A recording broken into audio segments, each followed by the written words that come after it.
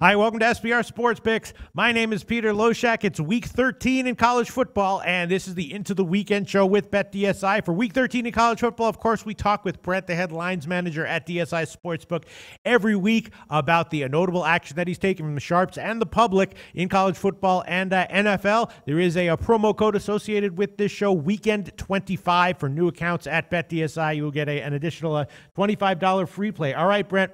College football, everything is crazy in the world of sports betting right now. This is the craziest time of year in sports betting, right? Because everything's going on. You got 100 college basketball teams going on like every weekday. College football is the heart of college football season. Is this the official toughest time in the sports betting season for you?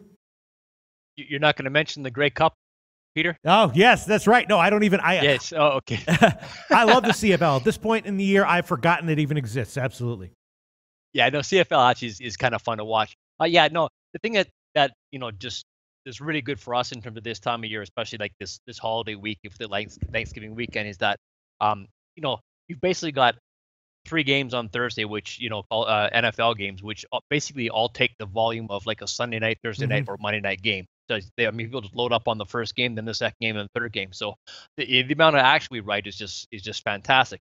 And then like today with being Friday, it's kind of the same thing. Like Friday, all that action that people would put into play over the course of a day on a Saturday, they're basically doing that same thing on a Friday. Right. And yet again, they're going to do it all again tomorrow and then Sunday. So we get like Thursday, Friday, Saturday, Sunday. We get 4 real solid days of just fantastic action. And if you think it in terms of like a rake for a poker table, for example, it's just if we can make that small percentage, we're making a large amount of dollar volume, and we get 4 days of that instead of kind of like 2, which is the normal situation. Right. Okay. Well, let's get into the 3 games that I want to talk about. Obviously, this is rivalry week in college football, so almost every game is interesting from a betting and handicapping perspective. Let's start with a big one, right? Ohio State against Michigan. Ohio State has shown that that they can absolutely steamroll teams that they overmatch, and Michigan is steamrollable at this point in the season with the team that they're fielding right now. So I'm wondering, is the public all over Ohio State, and is this an ugly dog the Sharps are biting on, or are they passing? I like how you're making up the words as we go along. Yes. A team that is steamrollable. Well, this is what I get very creative when my brain gets fried at this point in the college basketball season, Brent. Yeah, no, I like that one. That was good. We've seen a slight uptick in the number here. I mean, it did open Ohio State -10.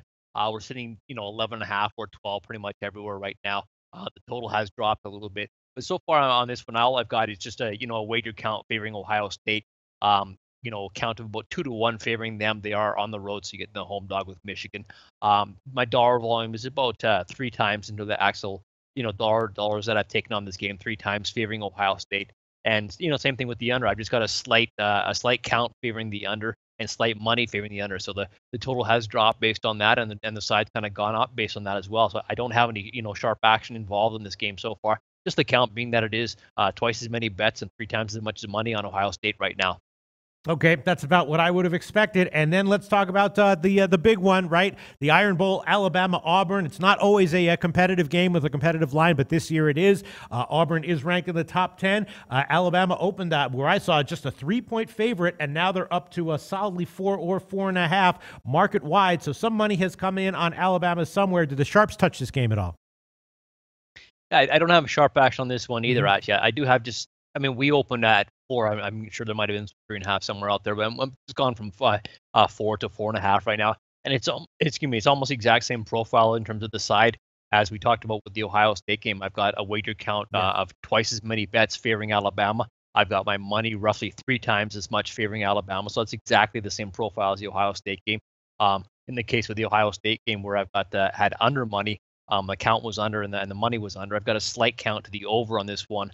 And my money's slightly over as well. Now, you'll notice with this one that the total has dropped a little bit from 50 down to 47.5. I think there's even some 47s out there. Now, just worth noting, my count favors the over. So I've got more bets going over. So, I'm guessing somewhere out there you might have found some sharp guy who played the under 50. Now, we don't know that. We're just looking at the board and saying, if I've got a wager count favoring the over, yet the line's dropping, that must have been driven, somewhere else by sharp money elsewhere. So, I just have a sneaky suspicion that sharp money came in on the under 50, but I can't say that it did here. Just Right. the count favoring Alabama and money favoring Alabama. All right, excellent analysis there, Brent. Showing a little bit of how the gears work when he's looking behind the line moves, the market wide line moves, and the market wide action and the expected action that he would assume causes the betting profiles that he sees market wide. Next game I want to ask about is another rivalry game, Notre Dame and Stanford, and both Notre Dame and Stanford have been winning straight up recently, but not ATS. They've kind of been losing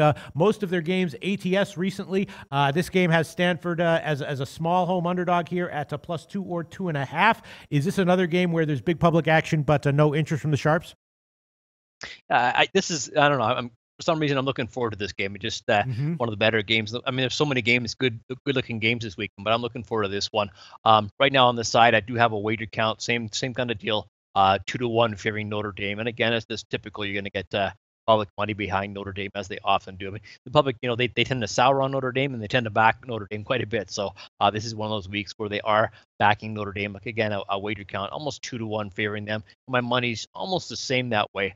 I do want to mention that I do have sharp action on this one on the over though. I did take sharp action on the total of this one. They came on the over 52.5. My wager count is almost 2-1 favoring the under. And I've got money on the over, so I've got a sharp public split here where I've got sharp money on the over, and the public actually betting the under this time around, which is kind of good for me. So sharp money on the over 52.5, and we're sitting at 56 right now. Okay, interesting. Sharps and public going the other way on the total, but the sharps going on the over, public going on the under. That's a very unusual situation, right, Brent? Yeah, I know, and we obviously like situations like that because the tendency is to get sharp money on the public money on the over. So when the sharps go the same way, that's often a bad spot. Sometimes it works out for you like it did last week with the New England Oakland game, for example, in Mexico. I mean, we had the public money on the over as they always do with the Patriots, and we had sharp money on the over, and that one stayed under. So that was a good win for us in that case. But long term, you'd much rather have the sharps going one way and the public the other way. Okay. What else can you tell us about notable sharp action from college football week 13, Brent? Not one of the marquee games on the board, perhaps, but I've got sharp action on the Connecticut-Cincinnati game on the total of this one. Sharp money on the over here. Over 56.5 is where that came in. I'm kind of surprised that this one hasn't moved a bit more just because I generally do get public money on the over. And I think if you look at Connecticut, the last 4 games, they've lost their last 4 and they've given up like 39, 49, 37, 52. I took a look. So, I mean, they could give up, basically this total on their own. So I kind of leery about this one and see if it's gonna go much higher because I think the public's gonna be going the same way.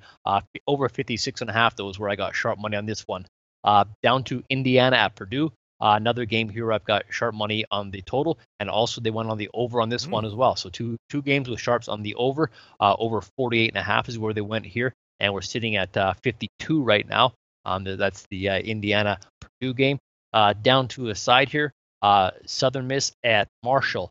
I've got sharp money on Southern Miss here. Came in on the +3.5.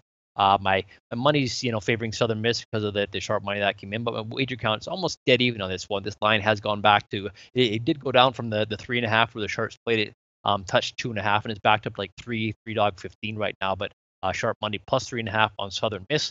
Another total for you and another over from the Sharps. So 3 of them here this week so far. Old Dominion and Middle Tennessee State. Now, again, maybe not one of the marquee matchups on the board, but I got to call them as I see them, and this is what came in to me. Over 47.5 is where they came on this one. We're sitting at 48.5 right now. Finally, another side for you. Finally, Texas A&M at LSU. One of the better games on the board too. I said there's quite a few games on the board, so I think we can do all right this week in terms of handle. We're going to get a ton of action with all these good-looking games. Sharp money came in on this one on the road dog. Texas A&M +11. Now my count's almost dead even on this one, so I've got good two-way action, and I've got more money on Texas A&M because of the sharp money that came in. And finally, one of those kind of proof that the sharps don't shy away from laying big numbers is sharp money on Oregon. Oregon -21.5 at home to Oregon State, of course. That lines up to 25 right now. This one here I've got actually, it's interesting because sometimes numbers get so high that the public tends to jump on the other side. We're doing the show on Friday, and that happened the earlier game today with TCU and Baylor. I had sharp money actually on TCU, and the public was taking Baylor just because the number was so high. I mean, it got up to 26, and Baylor did cover that one. But this is one of those games where I've got public action on Oregon State. Again, sometimes the number just gets too high that the public has to get behind it, and they did in this case. So public money on Oregon State, and I got sharp money on Oregon minus 21.5. And that's all I got for football this time around. We missed a whole bunch, of course, on Friday. Thank you so much, Brent from BetDSI. Really appreciate it. A lot of unusual sharp public splits this week in this unusual week in college football. The public on Oregon State, big underdog. Sharps on Oregon at minus 21.5, and a lot of sharp action on overs. Brent from BetDSI, thanks so much once again for all your information each and every week. Thank you, Peter. Hey guys, thanks for tuning in to our channel. Now, we've put a lot of work into producing all these free videos, so please help us out and keep all our content free for you forever by simply liking, sharing, commenting, and subscribing. Now, not to mention, a visit to our industry-leading website will warm the hearts of all our SBR employees, especially myself. Now, the links are over there to the left, so do check those out. Thanks for watching.